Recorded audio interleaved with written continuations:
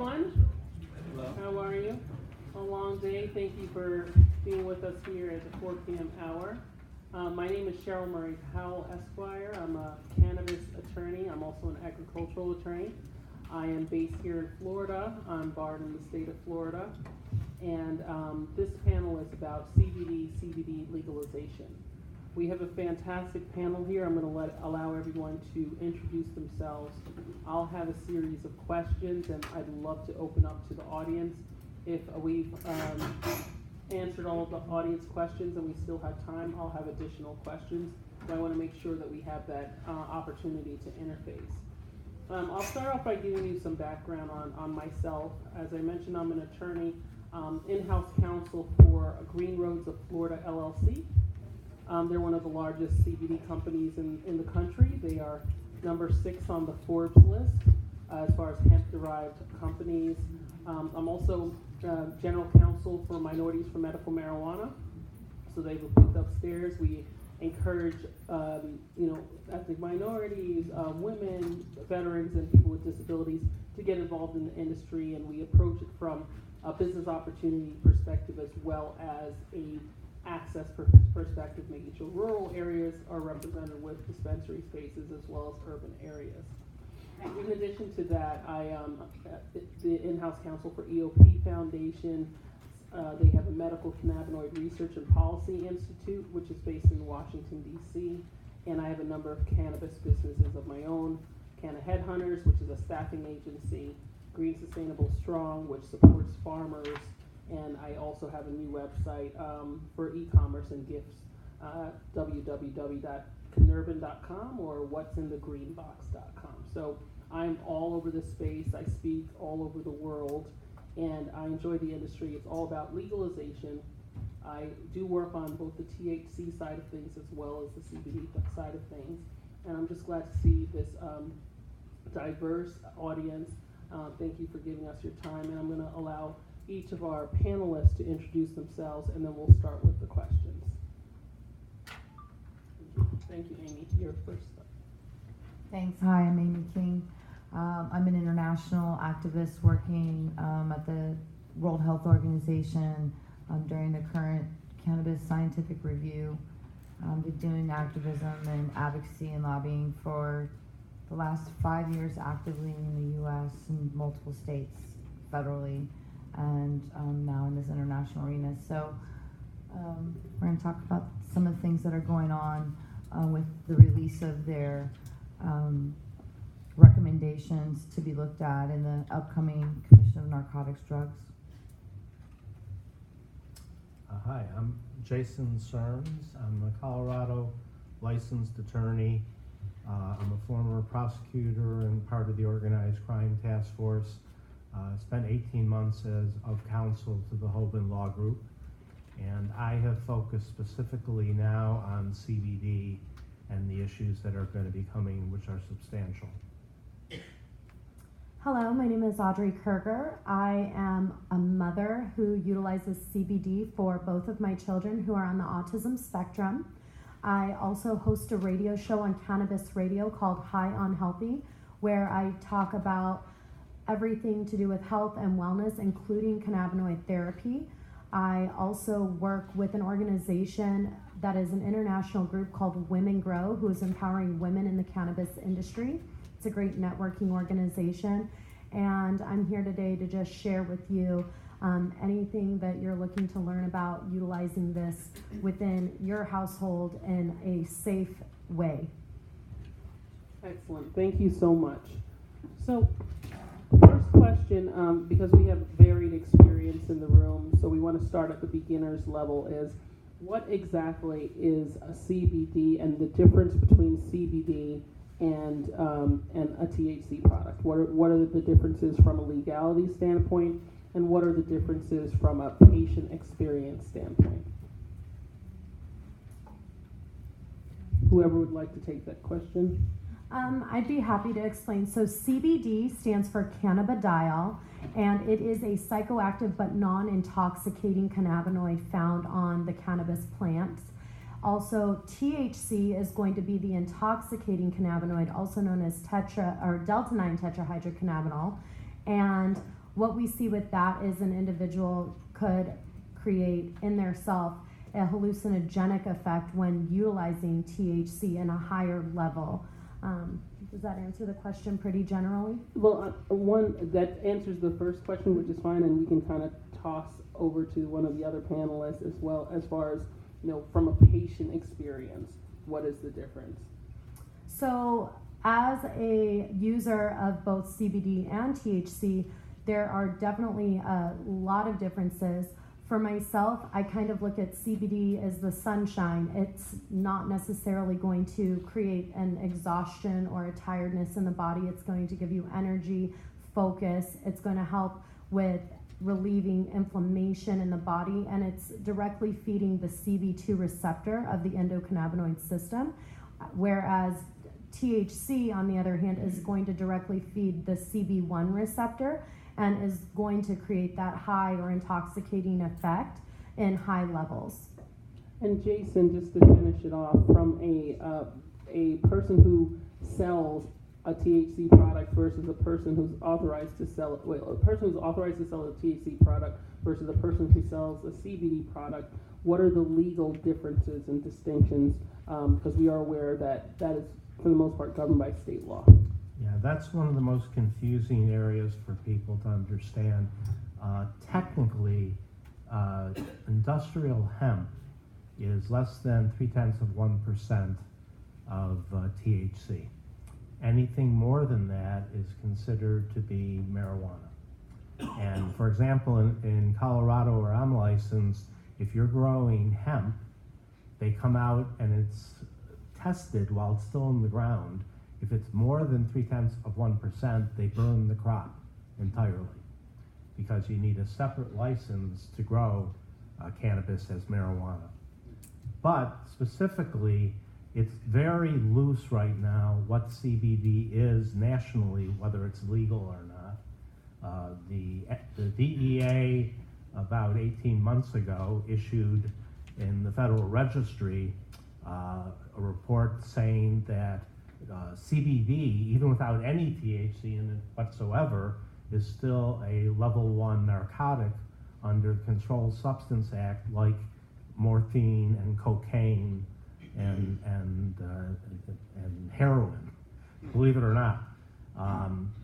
My law firm, the Hoban Law Group, sued the DEA and got the court to at least say that, in fact, if it's industrial hemp, you're okay. In other words, DEA won't come in under it all. And about 2 months ago, the DEA came out and made a statement, both internally and externally, saying that's correct. If you're growing and distributing or manufacturing CBD as industrial hemp, you're okay. Okay, just let's talk a little bit more about that particular suit. So that was the Hemp Industries Association versus the USDA. DEA. Oral arguments were heard on February 15th of this year. Correct. And Bob Hoban did oral argument on behalf of Hemp Industries Association. With that holding, as far as the hemp being through the Farm Bill being authorized and outside of the DEA's classification, can we give some background on that authorization through the 2014 Farm Bill, Section 7606? The 2014 Farm Bill, which is one of the most interesting laws you've ever read, if you actually look behind it, says that if the state permits it, you can grow hemp and create CBD, and it will be based upon either an institution of higher learning, like a college, or the state's Department of Agriculture, for example, approving a pilot.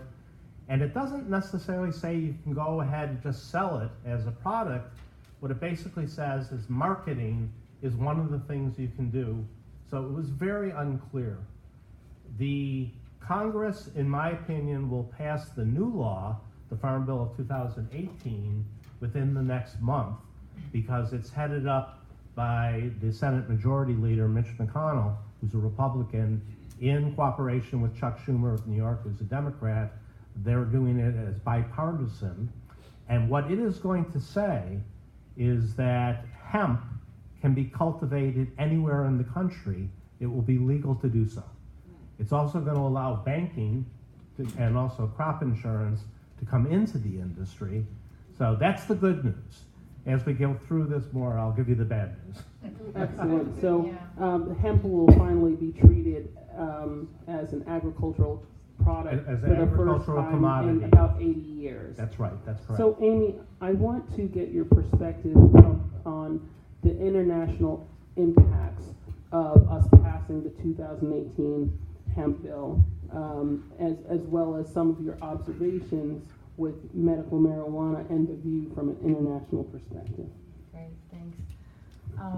A couple of things that I think are relevant if we're going to talk about the international is the United Nations Office of Drugs and Crime has already developed a cannabis identification and recommended analysis that they generate to researchers, scientists, law enforcement as guidelines all over the world.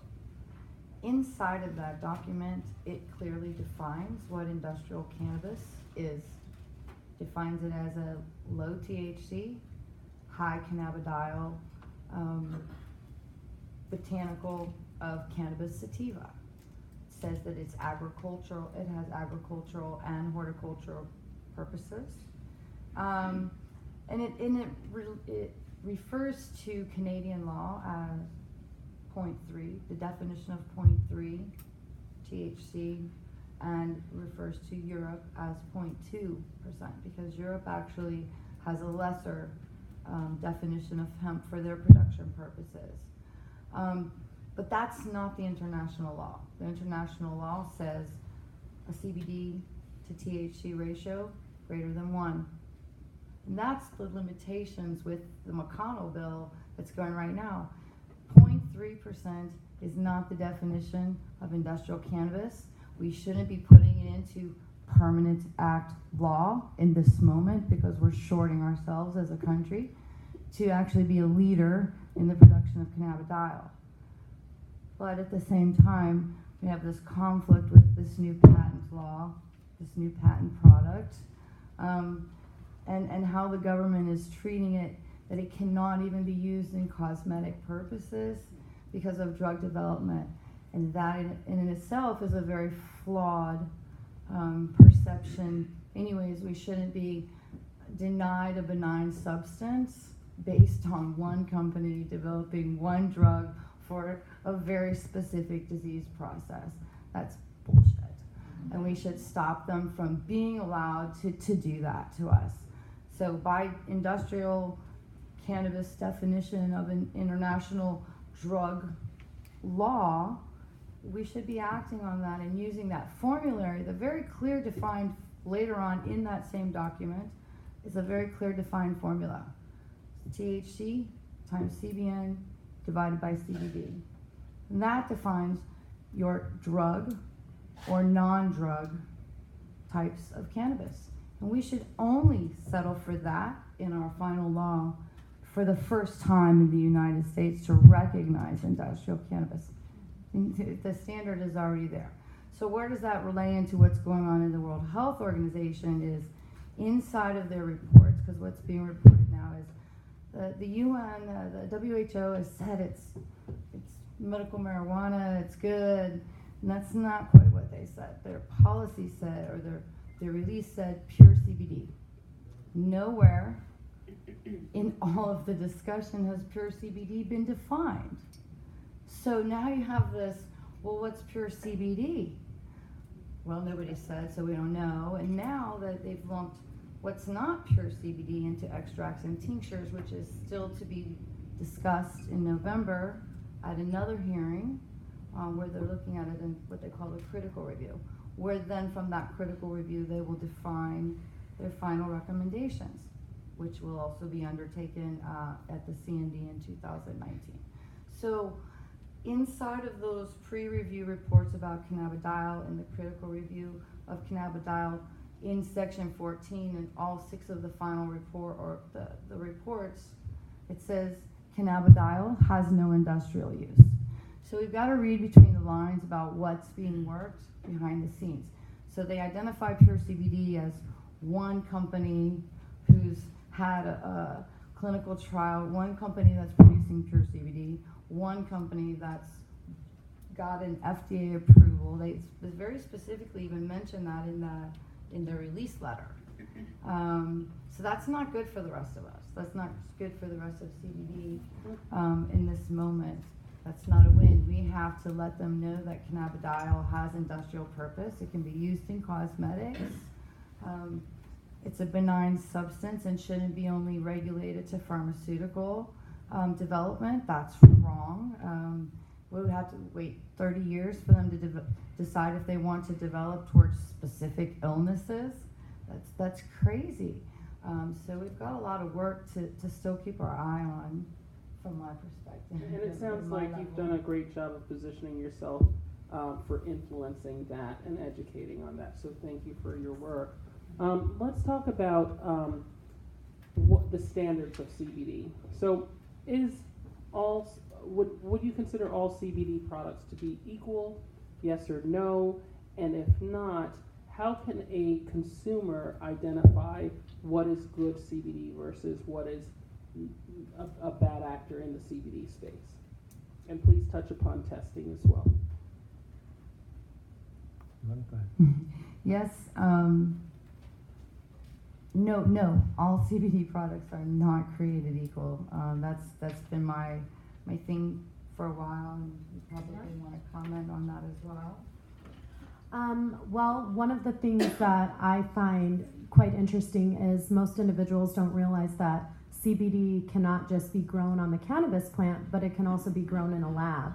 And it really depends on exactly if you are truly testing out your product. And I always recommend for any individual who's going to use any type of substance that is not currently regulated, none of the state of Arizona, which is where I'm from, we have no regulation on any cannabis testing whatsoever. So an individual bottle, for instance, could say 500 milligrams of CBD or 500 milligrams of THC. You don't actually know what you're getting because there is no testing requirement within any of our distribution model from grow to the final consumer.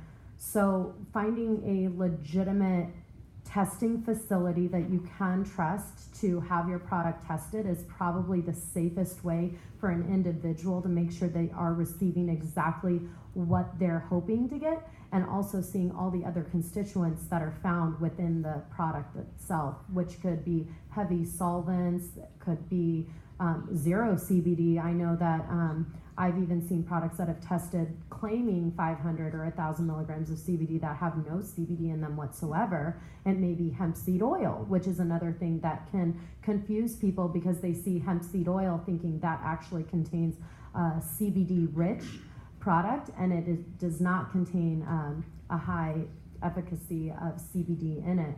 So you really do need to be your own best advocate and really test the product that you're getting, because I will tell you as well that certificates of analysis, or COAs, can be doctored, and they are being doctored to give the person who's paying for that report the result that they so desire. Particularly, I distribute a CBD brand, and with that, I have actually spent thousands of dollars testing our own product prior to suggesting others utilize it because of this exact issue. Excellent, that's a fantastic answer. So testing is important. I just want to also add to that, full panel testing is required. So that's where you test for pesticides, mold, mildew, any other contaminants. I would make sure that when you are testing, you're not just testing for potency to see if it's legal. Go beyond that and preserve your health and the health of other consumers as well.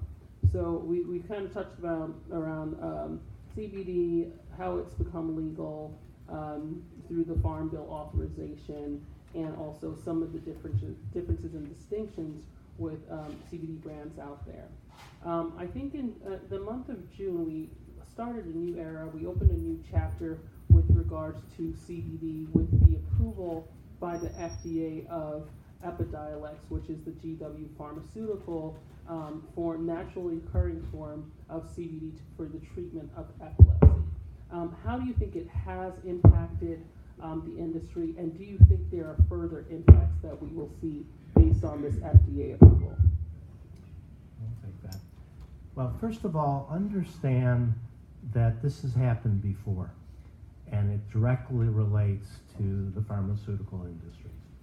In the 1980s, there was something called Chinese red rice, and a drug company used it as the basis for a patent with the FDA, and then others tried to bring it out nutraceutically in stores and were sued by the FDA, and the FDA won the case. And there are a lot of reasons why, and it's different than CBD, but that's historically what happened. Another example is fish oil. As you know, you can go into any Walgreens or other stores and buy fish oil pills that they have found has the benefits of Lipitor and can be sold nutraceutically. The FDA has looked at it, tried to figure it out. It hasn't gone anywhere. What's been talked about here is GW Pharma, one company with one product, is trying to corner the CBD market and prevent anyone else from having it as Amy said, it's a benign substance, it's a plant. They're trying to deny anyone the right to sell it in any form that is consumable at all. And I really think this type of form that we're in, I want to ask for a call to action, because it's going to be time right now. We have to make sure that the access to CBD as a nutraceutical and as a cosmetic is available. And as a food. And as a food. In light of what the FDA has come up with their ban, and surprisingly, California went along with it by doing a state ban on CBD in anything that could be consumed, including even massage oil with CBD. It tells you a lot of what you need to know about the politics, and people are going to have to step up and make sure that this doesn't happen. In recently in Alabama, a prosecutor from a county down there was giving people the opportunity to turn in their CBD products before he was going to start raiding them, and there would be arrests were included in his statement. So this has gotten beyond out of control. And so there was recently also a finding against a company, Signature Formulations out of Phoenix, Arizona. We received a very stern warning letter that he had violations of the current good manufacturing practice. We were talking about what you should look for as a consumer for your product, and testing is really important. So what you should have is a batch number specific to your bottle of your product that has test results that you can just go pull up on the internet. You know, with your batch number, you should be able to go to that company's website, put your batch number in, and it brings up from an ISO certified lab. And if you choose a company that's using an ISO lab, what does that mean? It means that they have met international standards of accreditation for their methodology, for their spread of accuracy in their continual testing. So you want to look for an ISO certified lab result with your product. That's what I think is the most significant and important thing as a consumer we can demand. We can ask for that. Right? It is an expense to them, but we're paying a lot of money for our cannabidiol, so we should get the best anyways, from my perspective. But yeah, so this letter says that they're using adulterated drugs because of GW's patents. And so that just doesn't make sense for the rest of us to be threatened at our stores, threatened, of our corporate liabilities, that we're doing something wrong, and they're actually trying to deny us access. So we So Amy, thank you. You touched upon seizures that are happening, and they're happening across the country. Sometimes seizures are based on, THC percentage. Sometimes they're based on synthetic marijuana found in the product. What are the things that you would say to a business owner who's looking at this huge bubble, huge opportunity with owning a CBD business to reduce their the potential for them to be involved in a seizure and having to fight that on a state-by-state basis? And also, I know you touched on one, so I'll highlight that first, the batch and lot process. But can we talk about other best practices with CBD companies that have sustained and they have overcome the seizures in particular states?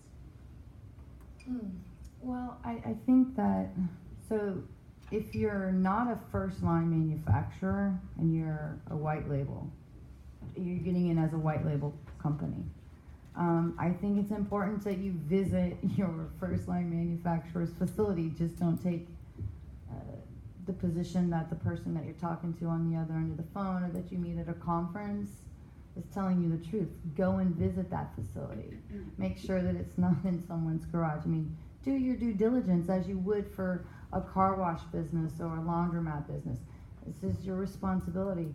And so you want to see things like certificates of origin. If you're not actually visiting where they're growing your flour from, where they're getting their isolate from. You need to know these kinds of very intimate, what would probably be intimate details, but you should, know these things. Are they manufacturing your product with artificial ingredients? Are they using, propylene glycol and glycerin? What's going to be totally in your product?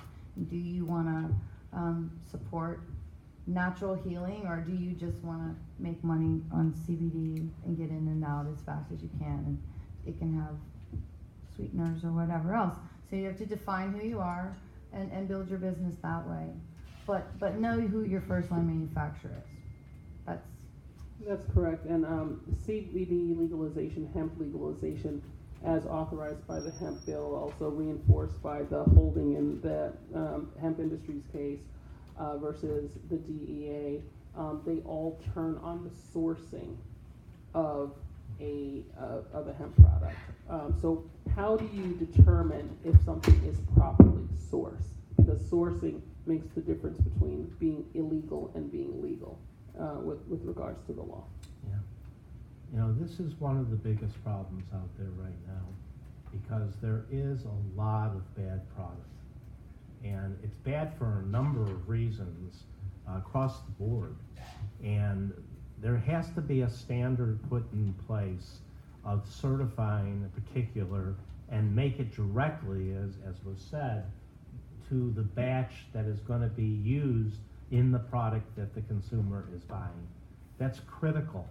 The problem with the industry has been when you've had the supplier, the farms, and labs who are selling the product to individual groups that are creating CBD, there's this dance going on between these sides saying, show me yours before I show you mine.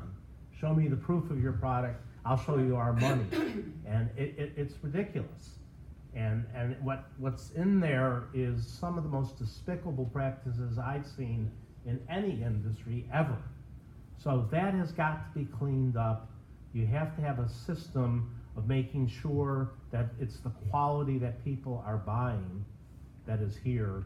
And I've literally seen situations where companies have a bottle of CBD oil and a bottle of coconut oil, and they touch them to each other and say, okay, it's got the CBD in it. I mean, it's literally that silly of what's out there right now. Absolutely. Thank you very much. I'm going to name a few forms that hemp or CBD can be found in. Give us your opinion on whether it is legal or illegal. Okay? So we have CBD oil in a solvent. Legal or illegal? Well, right now, it's in the gray zone. Yep. At this point. If I had to answer it, I would say it's legal under the Farm Bill. It's depending on your state from the Farm Bill of 2014, but that's a close call at this point. Okay. The next form would be CBD isolate. legal or illegal in your opinion? Same thing.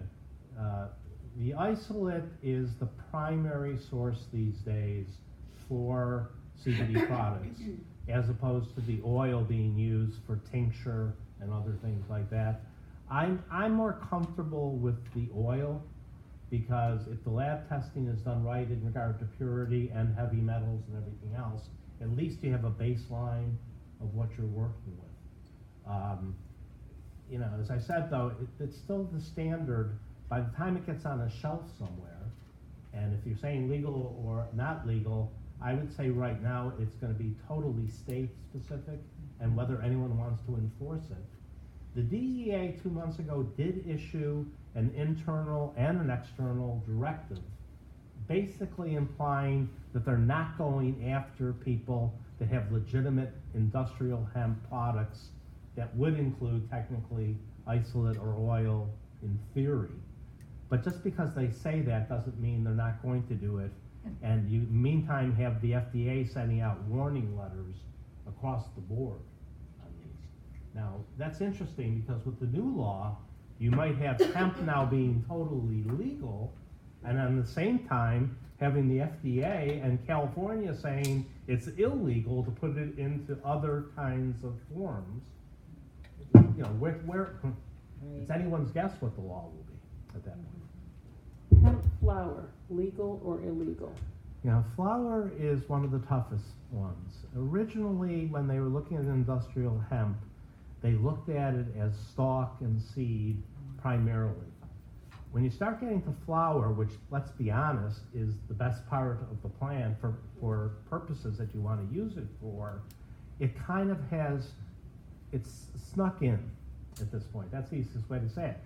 But in theory, if the new hemp law is passed, it's a whole plant that will be legal to be cultivated. And I would make the argument, if it's legal to cultivate it, you can manufacture and distribute it. Leave out the FDA for right now, but at least on paper, you should be able to do that. Do you think it'll end up with an exclusion for cannabidiol, or that the hemp bill won't cover it and will be in legal entanglement because of the patent on cannabidiol with one company? And also, there's an additional company that was listed in the WHO. It's called Arvisol. Mm-hmm. So Arvisol's come in, and I think they're a Canadian company. So they have two products. Canada's going to be in development and not compete because they're There's going an after American different- company that's doing that as well and has 2 license agreements with the NIH and already has a super CBD molecule as well that they're developing. Well, and what's interesting, Canada just passed a legalization law for marijuana, and it includes CBD alongside of it, is now being legal in Canada. And CBD, not marijuana, can be imported or exported in and out of Canada. Mm. So what you're going to have here happening, So I was going to say with registration with Health Canada. yeah, with Canada, you can, Yeah. that's correct. Yeah. So what you're going to have happen here is a law that the farmers will like at the start, because farming income is down at 12% right now. They're going to love the fact that they're going to be able to start growing hemp, and then all of a sudden you're going to say to them, well, but you may not have a market. Well, they'll have a market to Canada, but for people in this country, there won't be. And that's when I think politics will take over to some extent. This has to get settled somehow. You can't have it just say, well, let's wait 12 years until the FDA decides what they want to do with this. So another interesting thing from the international perspective, the International Narcotics Control Board does there's required reportings within countries to the International Narcotics Board based on the treaties if you're using or utilizing Schedule 1 or Schedule 4 controlled substances, and the control systems in the UN are different than the US. So Schedule 1 here is the worst, Schedule 4 there is the worst, and Schedule 1 is also the worst under the 1971. So it's kind of confusing, but know that cannabis is in the worst controls. So the UK is the largest exporter. Now Canada produces a lot of cannabis, a lot of medical cannabis. But the largest exporter in the world for medical cannabis is the UK. The largest importer in the world is the United States of America. The United States of America, inside of this INCB report, there was one sentence that said the U.S. imports 90% of the world's production of medical cannabis. Now think about this for a second. The UK nor the U.S. have a single cannabinoid cannabis plant-based medicine available for their citizens. Well, with the exception of Sativex in the UK. You can get Sativex in the UK, but you can't get it in the United States. So short of Epidiolex, these figures are from 2016. So short of Epidiolex, which isn't even marketed, available yet, we don't have a single drug, cannabinoid-based, in our country, and our government is the largest importer. 94% of the world, 56 tons. Think about what I just said. The United States imports 56 tons of medical cannabis, and not one of you benefit from that. So what are they doing with it? Who's getting it? I think this is a very important question that we need to ask, and I just thought I would point that out. Is this true fact? But you won't find a single article that says the U.S. is the largest importer. You'll see articles about England being the largest exporter, but not a single one covering the U.S. And I find that to be a little And I know suspect. Don't you? Marinol Yeah, is I'm sitting also with the right attorney Yep. to talk Another- about this. no question. another drug besides Marinol and Epidiolex. Well, Marinol's synthetic, Well, that is synthetic. so it's not even. It doesn't Yeah. even count in the cannabis. So Interesting. we need to take a look at that further. Fantastic. And we touched upon the FDA and their involvement in this industry. What advice would you give to business owners, people looking to get into the CBD industry as far as avoiding the making of false claims, which will trigger an FDA letter? Well, there's no question that if any of your marketing indicates that this is medicine or that it cures particular ailments, then you're holding yourself exposed. So you have to be very careful to indicate that it's a nutraceutical, it can provide relief, it can help manage pain, those kinds of things. But any medical claim will invite scrutiny, and on that one, they probably win. So that, if you're gonna go into the business, be careful with that just from the beginning. Yeah, that's the easiest Can way I to get comment around. on that? Yes, please. I'd love that, Audrey. So this is something that the company that I've worked with has dealt with a lot. We're distributed through all 50 states, so there's a lot of users who want to share their own testimonial to give others hope.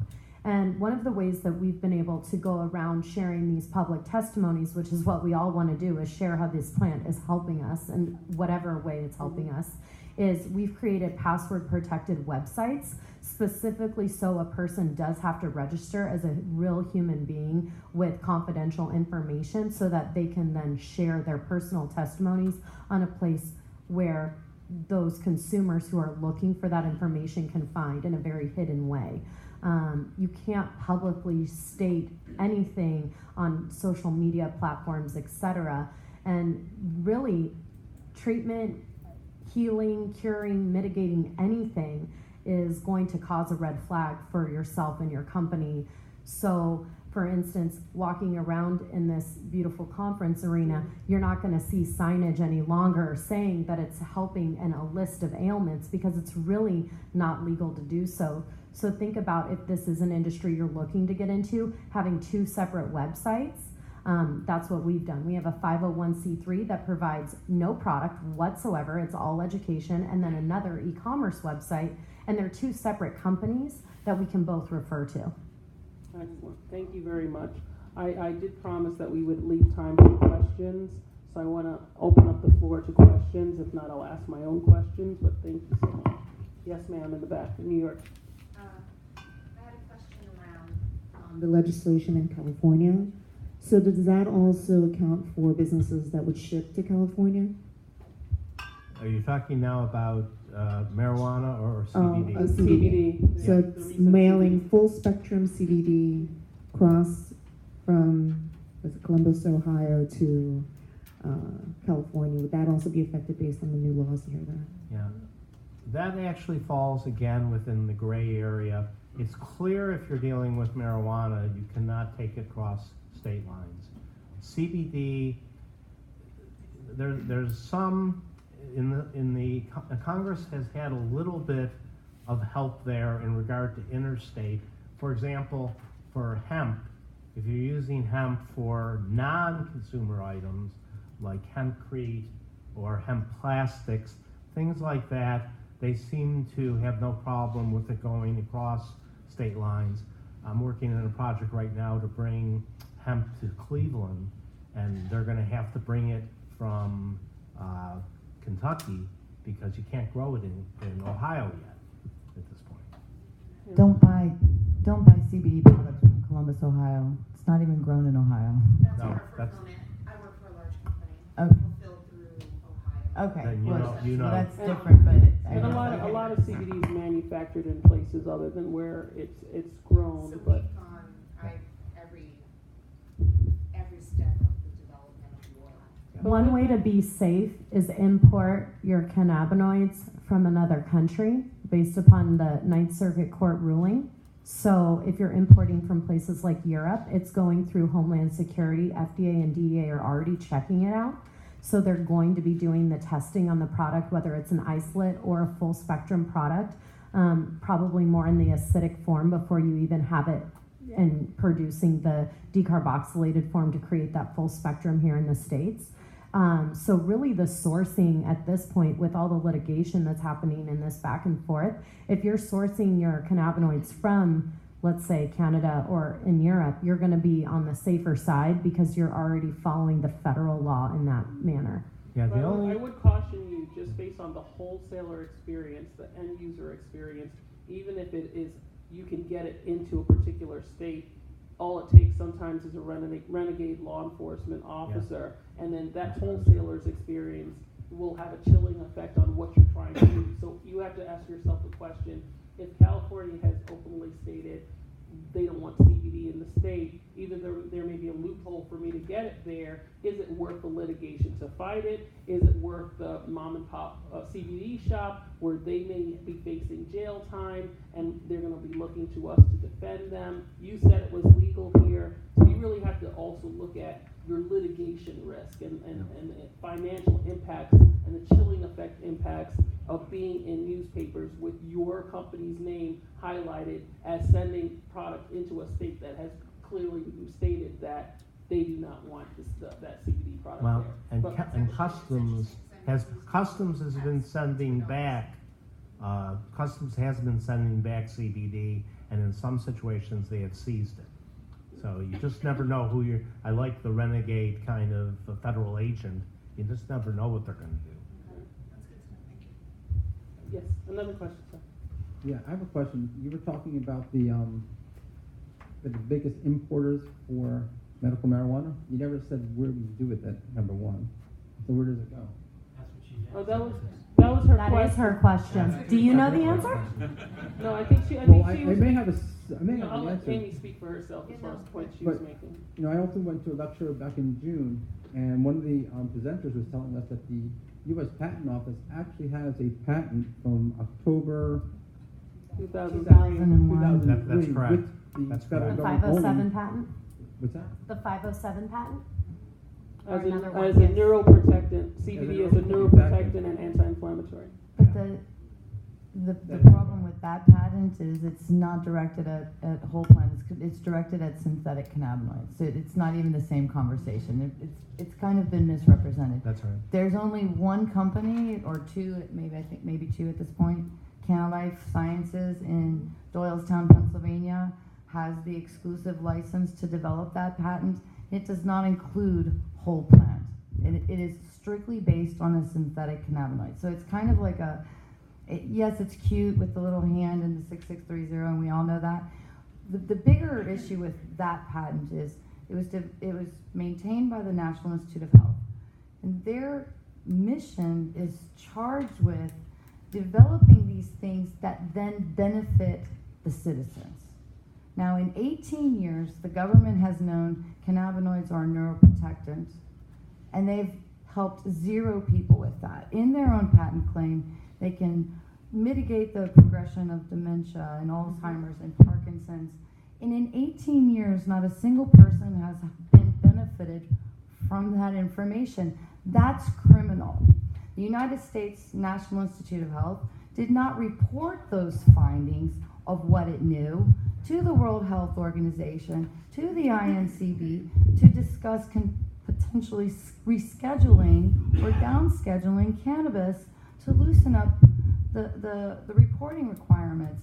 And so those are criminal acts as far as I'm concerned. And now that they're trying to railroad it back into, well, let's wait for one company who owns now every cannabinoid development there ever was because they developed a half-assed drug for one tiny % of the population that has a treatment-resistant epilepsy.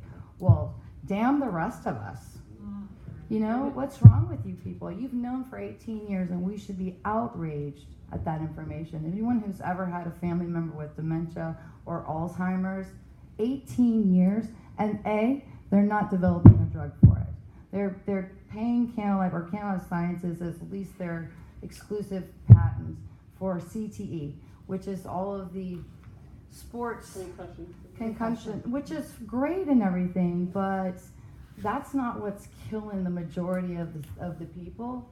And Alzheimer's, we're talking about Alzheimer's, would be a greater population reach to research. And in 18 years, they haven't even started research on it. So she's absolutely right. Thank you for that. There's one last thing on that. There's another patent to watch out for. That's United Cannabis has a patent on cannabis-based solutions, and they included in their definitions capsules and a lot of things that we see currently throughout the market. They made an effort to enforce, the first effort to enforce within the past month in Colorado. So that is a case to look at and watch carefully as far as United Cannabis enforcing their solutions patent with regards to THC as well as CBD. Sorry, more questions? Oh, this I think that's what I was about to ask about. Is that the one that's a solution with MCT? It says specifically THC, CBD, and it has variations on how that solution is made and includes a few modalities in the description of the patent. Okay, and you can go on Google Patents and find it. Right, because I had heard a podcast with somebody talking about a different patent than maybe with Possibly. CBD and MCT oil in solution. That's there's more of a troll company coming. They've patented it all around the world, and they're just now enforcing it, but they're not producing anything. Yeah, I'm not familiar with that patent. I have to be honest with you. I don't know if the other panelists are. However, I think the United Cannabis is broader than that, which makes it more of a risk for this population. So again, looking at it from an international perspective, there is a patent treaty, an international patent treaty. So all you have to do is get a patent approved in your country, and you can immediately and simultaneously file for under what they call the WIPO, the World International Patent Organization. And I've been following this, and it's been kind of falling on deaf ears because I'm the anarchist. I'm like, oh, they're doing it all wrong. All these things are happening, and you guys are going to be really screwed. And they're like, whatever, Amy. So, but what's happening is if you go to WIPO and you do a search, a patent search, and you use, I don't care, any combination of words that you want to, cannabinoid, cannabidiol, tetrahydrocannabinol, cannabis, marijuana. Right now you can find about 53,000 patents. Wow. I'm not kidding you. It's very scary. You'll see in the press, it'll say, oh yeah, China has 600 patents, or the half of them, but I've seen it in E. coli. I've seen cannabidiol developed in E. coli. It's just the freakiest stuff. So they're covering every form and fashion that you can think of. Well, I have a client in Europe that actually is providing the oil with MCT, but it's not based on a patent. They are sending it into this country. So in 2006, Scripps Institute in San Diego released a study saying that THC was better for Alzheimer's patients than any of the drugs on the market. So I don't know who squashes these studies, but this has got to stop. Todd Mariaka has a book where he's got research from 1872 to 1972, all the cannabis research.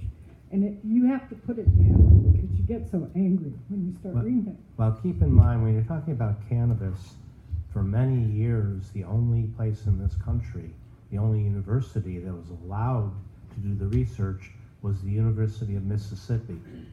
And they did that specifically because they expected them to come back and say it's bad for you, and it was ambivalent.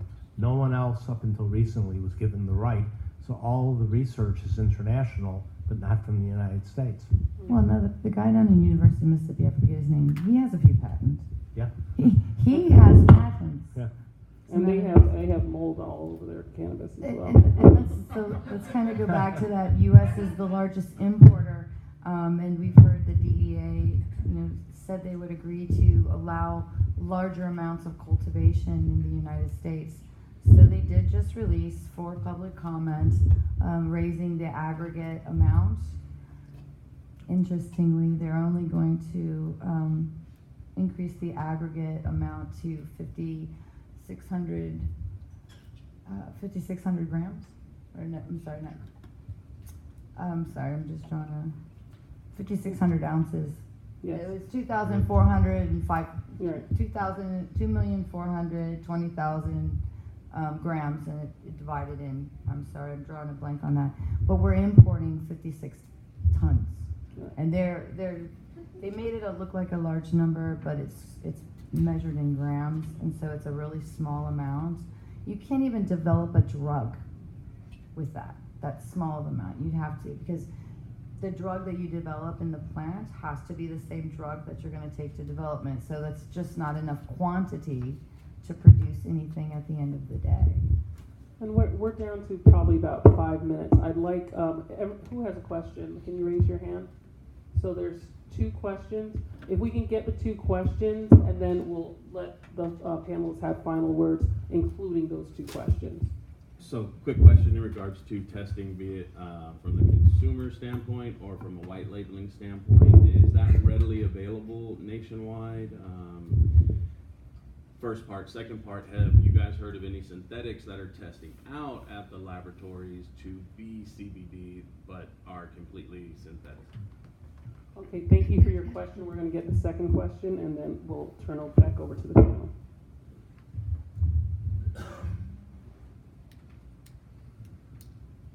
My question is, as well as I've seen a lot of brands positioning themselves as hemp oil, even hiding the supposed cannabinoids that are in their product, renaming them to be able to pass through to sell on sites like Amazon. What should we be looking out for? Would that be recommended? Meeting with a lot of different groups that have chosen to go in that direction so that they can profit further than calling it CBD or full spectrum CBD oil. Thank you. Very good question. So again, just to review, there's a question about, is testing available nationwide? So just talking about the availability of testing and high quality testing is my understanding. And then also, are we testing for synthetics included in the cannabis, or specifically CBD? And then finally, with the labels reflecting hemp oil, containing hemp oil, is that hiding the fact that CBD is present? And what should we look for from a consumer perspective as far as that's concerned? So those are the 3 questions we have. I'm going to start from this end, and then we'll go this way. So if you don't mind. Well, let me address the first one, the second one. Right now, for some time, the advice that was given to CBD companies is don't say CBD on the bottle, say hemp oil. And they thought that would help. Bottom line, it's not going to help. The California law regulation in specific terms says that hemp oil is the same as CBD. So I don't think it will make a difference. As part of my final statement, let me just really quick, I was interviewed for a radio show in Cleveland last week, and I gave this example. I said, take red grapes. Red grapes, particularly, are considered very healthy as whole food, particularly if they're red grapes. If you ferment the grape over time, you're going to have wine, which has alcohol in it. That's a whole other issue. But don't ever come to me and say, I can't eat red grapes because somehow one day it could become wine. That's the analogy that I make right now. When I say a call to arms, we need to come forward and say, you can't start telling us what to eat when it's benign and actually is healthy like red grapes are. Excellent. I love that analogy. Thank you so much, Jason. Amy, on to you. Thank you. The labs, as far as the lab goes, are there labs available in every state? So every state that has hemp Not being, necessarily every state. So we're in Texas, we can't manufacture. We have labs that can manufacture once they have raw product imported from legal states. We're having issues getting those products tested, being a third party. so you're taking raw material in Texas and Yeah. manufacturing it? Mhm. You're like breaking the law so bad. Not necessarily. There's I- about I- eight yeah. labs in Texas that are manufacturing. Yeah, there, He's there's right, been, he's right, there are. There are, but they're illegal in Texas. I'm sorry. They I'm are- sorry. they There's are- not even a hemp. No, they're absolutely illegal in Texas to Yep. manufacture, For- except for the ones under the medical marijuana program. I'm sorry, you're Medical- breaking the law. Okay. They paid a lot of money for So- that, right? right, so, but with finished good oils going into, Okay, so yeah, so you're gonna have to. So as a consumer, if I buy a Okay. product, As a consumer, you should expect that whatever company you're buying your product from should have third-party test results that are ISO lab certified. but a lot. That's my perspective. Sorry, I'm so sorry, but a lot of people do third-party test their own products. With CBD products, it's not unusual for them to test outside of the state because it can cross state lines. You need to look for a legal state where that can happen. Evio Labs has multiple locations where you can send product to. Desert Valley is another one that's reputable. now will they test for a white labeler or just They for will the test for a manufacturer? consumer, manufacturer, Okay. white label, and I suggest when you're doing that, you do full panel testing, in order to get the Okay. product. I apologize for No, interrupting you. no, so no, I no, wanna I'm make just sure. saying, but in Texas, it's very specific. So I know that everybody wants to think that it's, but we don't even have a hemp law there. We have the very specific CBD production law. It's run by, it's managed from Florida in Texas. So that's why you're not gonna see labs there that you can get this kind of thing done. So if you're a white labeler, get who you're getting your material from. They should have those labs, and you should be getting it in states that have hemp laws. And we do have that. So what we're being requested from on the wholesale side is something with our brand imprinted on the testing. That's where we're running into issues. Yeah, and each level of like where you're getting it from the grow should have a test. The supplier should also be testing, Absolutely. and also the final product should be tested as well. And on the consumer side, just to protect yourself, you should be 120%. testing. So a product should be tested 4, 5, 6 times.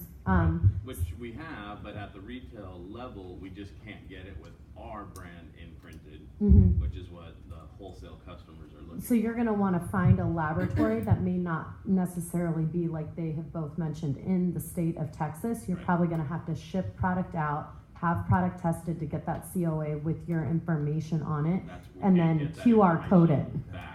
They'll give For it to the instance. manufacturer who's making the product for us, but they won't give it to us at the. There are other labs across the country who will I indicate who can- the submitter is. I can give you a great contact for a truly official lab that's Okay. ISO accredited Okay. and things like that. Yeah. That's what you're looking for. You're I'm right. sorry, there was another question behind that too that I wanted to. This testing for synthetics. Oh, okay, so yeah, Utah had a really bad problem that made the CDC respond.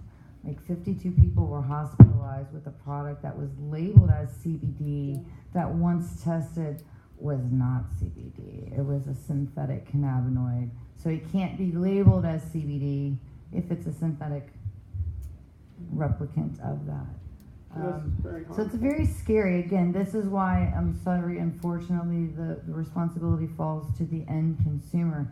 You know, if you go into a smoke shop, a tobacco shop, whatever you call your neighbor corner Indian store, and you buy your CBD product there, it's probably not a very safe choice when you can go onto the internet and ask for the things we've talked about here today from whoever your supplier is.